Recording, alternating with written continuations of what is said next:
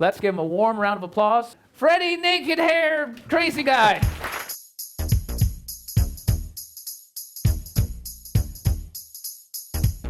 Now this is a story all about how my life got flipped, turned upside down, and I'd like to take a minute, just sit right there. I'll tell you how I became the prankster FreddyFairhair.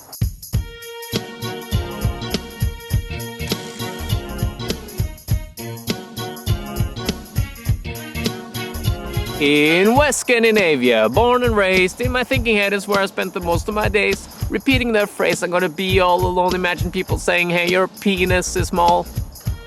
I'll work on the lyrics, and it's gonna be a great song, hopefully, but for now, I'll tell the story of how I went from zero to hero to zero, but how that zero was a good thing. But I'll tell the story the grandfather way, starting in my childhood.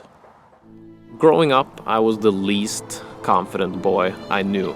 I was very shy because I was very in my own world, had trouble communicating and reading social codes. People rarely remembered my name because I made no impression on them, and not even my face. I walked around constantly feeling ignored and like I didn't matter. And when I changed from a safe Christian private school to a more Darwinistic public high school, my social fear really came up to the surface. And all the alpha guys and pretty girls crippled me. I'm Fred. Hi.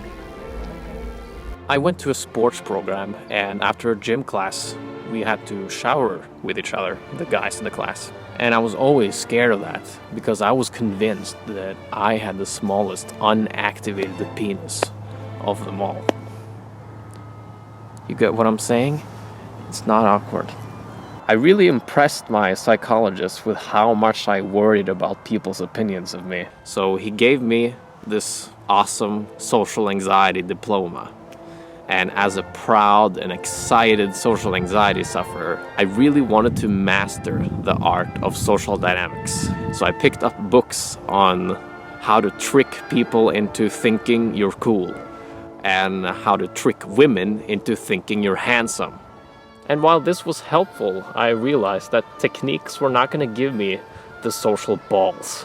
Only confronting my deep social fear would. And it's the scariest decision I've ever made, but I decided to walk by myself around the city with an idiot sign and a pair of underwear outside of my pants, which turned out to be quite fun, actually, and it taught me that I could overcome any social fear. In fact, I became a little addicted to pushing my social fears. Here, for example, I'm peeing on stage in front of an audience of 100 people, which makes no sense, but that's how crazy I went. And when I had grown my social confidence to a good point, I met a psychic who told me she saw the American flag when I sat down in the chair in front of her. And maybe that was due to some great childhood memories I had from California. I couldn't stop thinking about it, so I went and signed up for a college program in Santa Barbara, California, where I met a couple of dudes who also didn't mind stepping out of their comfort zones for a joke, and together we started a YouTube channel called Whatever, where we posted pranks and social experiments. The videos took off, to my personal surprise, and we soon became small celebrities in the college community, which could not have been a more awesome feeling. I highly recommend college fame. And when things started going very well, we somehow decided to part ways. And I started FreddyFairhair versus the norms and geared up the craziness of the stunts even further and did things I probably would be more careful about today, 6 years later. With some of those videos, I basically said goodbye to conventional living in society. Let's say that there's a few jobs I probably can't get anymore. This was burning the bridges, and it kind of forced me to create my own luck. This was 6 years ago, and the feedback was mostly positive, and even some feminists were not 100% against it. All I have to say is badass. And since I remember being a social coward and feeling like a loser, it was extra awesome being known as the funny guy with social balls and no fear.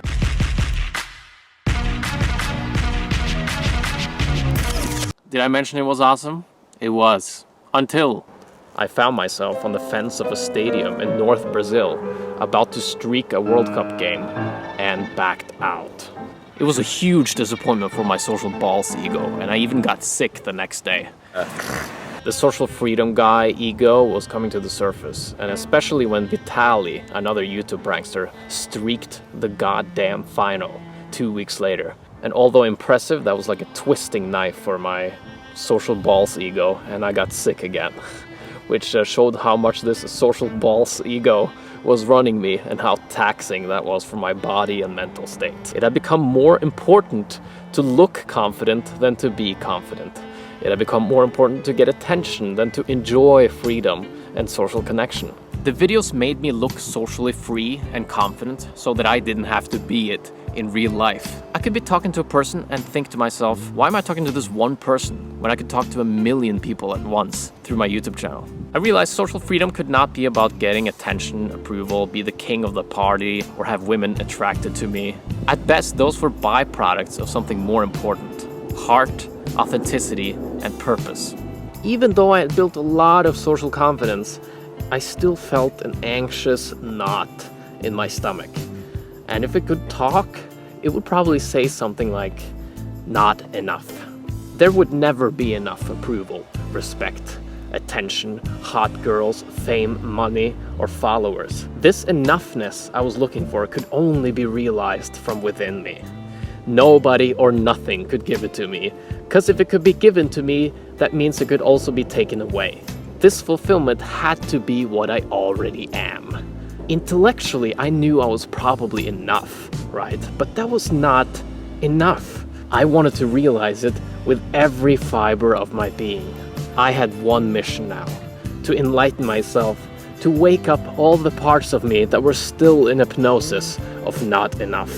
So off I went on a journey of self-discovery. And I'm not going to entertain you with all the interesting details, but I read Zen books, did plant medicine, intermittent fasting, no fat, and a lot of meditation. I felt the inspiration to travel, to enjoy freedom and independence and solitude.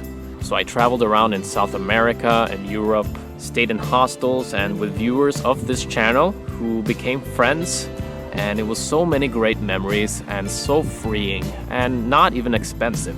Most places I spent only a few $100 a month. And I supported myself by doing social confidence coaching on Skype. And one of the things I recommend my clients to do is to travel by themselves, so they can get a glimpse of who they are without the expectations of their normal environment. And as my journey within unfolded, I started falling in love with myself, with life and existence. We should be in awe all the time walking around in this world. It's truly a miracle. Oh my God. I arrived at peace. And although I'm not totally free of not enough attacks today, there's less and less of it every day on average, I would say. It was not my intention to stop making prank videos. What happened is I changed my main mission from pranking people to getting the prank of myself. I realized I was not who I thought I was. Those were just thoughts, ideas, and judgment, not the direct, raw experience of my nature. I discovered that I was the one who has the experience of being me.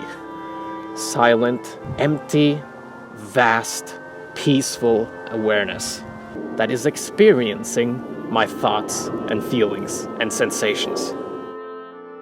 And although being YouTube famous in college was awesome, this is infinitely more recommendable.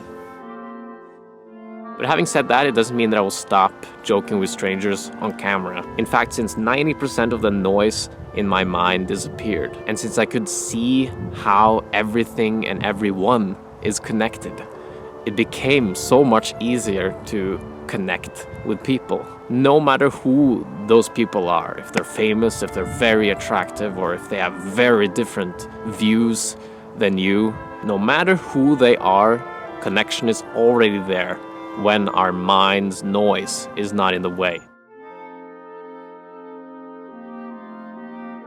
And as you open your heart, you will also get in touch with what you truly want with your life.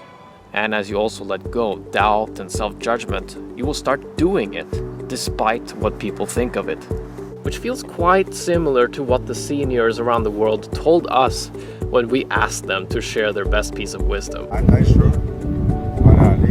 Follow your dreams. Do what you want, and what other people think shouldn't matter.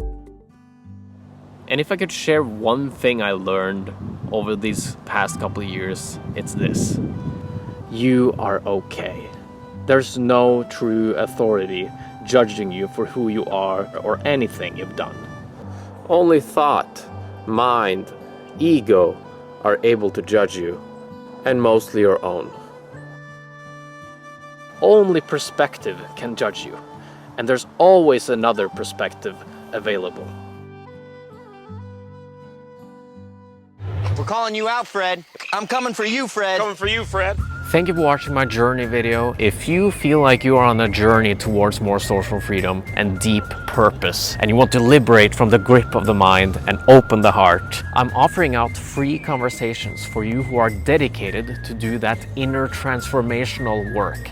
If you feel that's you, click the link below and answer the questions I ask you on the next page. We'll set up a call and take you one step ahead towards more freedom and an authentic life. Take care from FreddyFairhair, Viking Power.